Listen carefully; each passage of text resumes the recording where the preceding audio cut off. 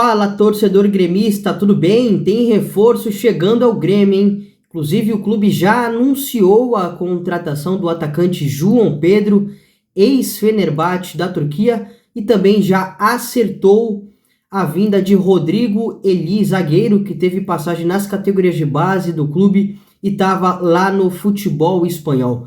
Bora entender quem é esses atletas? Eu já dou um spoiler para vocês, já adianto que são duas ótimas, vão ser muito importantes nesse time do Grêmio, duas ótimas contratações.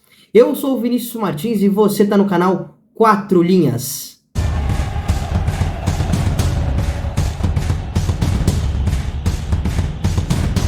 Rodrigo Eli é um zagueiro de 29 anos. Como eu havia citado, teve passagem nas categorias de base do próprio Grêmio. No Sub-20 ele se transferiu à base do Milan. Por lá, subiu pro profissional. Teve minutos, mas atuou em outras equipes também, como o próprio Regina, equipes menores lá do futebol italiano. Na Espanha ele jogou no Alavés e na Inglaterra no Nottingham Forest, mas estava no Almeria, tinha retornado ao futebol espanhol. E ele estava atuando por lá, tá? Era o principal zagueiro da equipe, muitas vezes mudava a sua dupla de zaga, o principal era o Babic, um outro zagueiro da nacionalidade sérvia, mas ele era o cara indiscutível do miolo da zaga. Eu acho que ele viveu o seu melhor momento no Alavés, tá? Na equipe lá do País Basco, que disputa o Campeonato Espanhol. Eu acho que ele teve o seu melhor momento físico, técnico, foi titular indiscutível por lá, apesar que no Almeria também, mas era uma equipe, tecnicamente mesmo, esteja na elite, um pouco abaixo, inferior, né? Tecnicamente, realmente, em bola jogada. No Nottingham Forest, ele não teve um bom momento e no Milan era um atleta muito jovem ainda, era difícil ter uma certa avaliação do jogador, ele oscilava bastante. As principais características do Eli: é um zagueiro de muita imposição física, tá? Então não é aquele zagueiro que fica esperando muito para dar o bote, e isso é um ponto muito positivo, né? Porque o jogo do Renato propicia isso, né? Que os zagueiros saem da linha defensiva para pressionar o atleta adversário. Então a gente vê constantemente Kahneman, Bruno Vini, Bruno Alves, hoje o Grêmio atua com 3 zagueiros, perseguindo os atacantes adversários, né? Então eles saem, eles fogem, eles vão para a linha lateral para incomodar, para pressionar o atacante adversário. E o Rodrigo ele é muito bom nisso, tá? Ele tem um jogo muito físico, ele gosta de atacantes que busquem o contato. Eu acho que ele tem uma certa dificuldade com jogadores mais técnicos de velocidade, mas assim, pô, contra aquele centroavante pesado que vai tentar segurar os zagueiros nas suas costas, ele geralmente tem um bom desempenho nisso. Entrega a bola aérea, defensiva e ofensiva, isso é óbvio, né? É um zagueiro que eu acho um ponto negativo, que ele não vai ajudar nas construções das jogadas, tá? Então ele não é aquele zagueiro que vai dar aqueles passes verticais para iniciar as criações do Grêmio. O jogo do Renato condiciona muito para que os volantes busquem a bola nos pés dos zagueiros, né? Então a gente vê que o Kahneman é um zagueiro que não entrega essa capacidade, e mesmo assim ele consegue ter um ótimo desempenho, é o melhor zagueiro do clube, um dos melhores do Brasil. Então não vejo um ponto tão ruim assim, mas é fato que ele tem essa deficiência no seu jogo. Ele não é um zagueiro que vai a todo momento construir e tem essa capacidade. Nem Bruno Vini, nem Bruno Alves, nem Kahneman também são, né? São atletas mais de ter o contato, de serem, como muita gente fala, zagueiros, do que propriamente ter essa capacidade de qualidade técnica em relação com a bola nos pés. Mas assim, é um zagueiro muito firme, cara. É um cara que dificilmente erra bote, ele gosta de pressionar, gosta de tentar roubar a bola, gosta de tentar dar o bote. É um zagueiro que tem um alto número de interceptações, né? Então ele vai cortar essa bola, ele vai ter um bom posicionamento, principalmente em jogadas de bola aérea, para cortar, para afastar essa bola da zaga. Eu imagino que ele chega para ser titular, chega com esse status, é um grande jogador. Espero que a adaptação dele ao futebol brasileiro seja rápida, né? A gente tem que destacar que ele nunca atuou aqui profissionalmente, então vai ser aí a primeira experiência dele no futebol brasileiro. Apesar de ter nascido no Brasil, tem nacionalidade italiana também. Cara, bom reforço, gostei sim. E de qualquer forma, se ele não for titular, o que eu acho muito difícil, vai ser um cara para compor elenco, né? Porque hoje o Grêmio joga com 3 zagueiros e tá retornando o Jeromel agora, e o Rodrigo ele seria não em hierarquia, né, mas seria o quinto em número, né, do zagueiro do Grêmio. Tem o Gustavo Martins também, mas é um zagueiro que está começando agora, então é necessário ter uma certa paciência com o jogador. Então, gostei, aprovo sim a contratação do atleta e acho que ele vai ser muito importante. João Pedro, anunciado nesta segunda-feira como novo reforço do Grêmio. João Pedro estava no Fenerbahçe desde julho do ano passado. Tinha contrato, na verdade tem contrato com a equipe da Turquia até junho de 2025. Vem por empréstimo ao tricolor gaúcho. Meia de origem, revelado nas categorias de base do Atlético Mineiro. Teve passagem por várias equipes, né? Aqui no futebol brasileiro, no Santos, no Desportivo Brasil, mas viveu o seu melhor momento na Itália, tá? Principalmente no Cagliari. Ficou quase, ou cerca de 8 anos lá na equipe italiana, um dos maiores artilheiros da história do clube, quase 300 partidas e quase 100 gols marcados.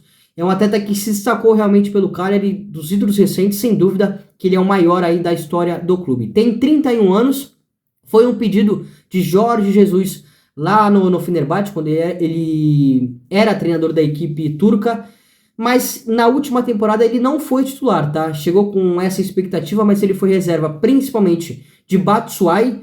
Batshuayi atacante belga com passagem no futebol inglês, Chelsea, Crystal Palace, e também de Ener Valencia, o centroavante aí do rival, do Internacional, que também foi contratado recentemente. João Pedro era a terceira opção do ataque, mas atuou bastante, tá?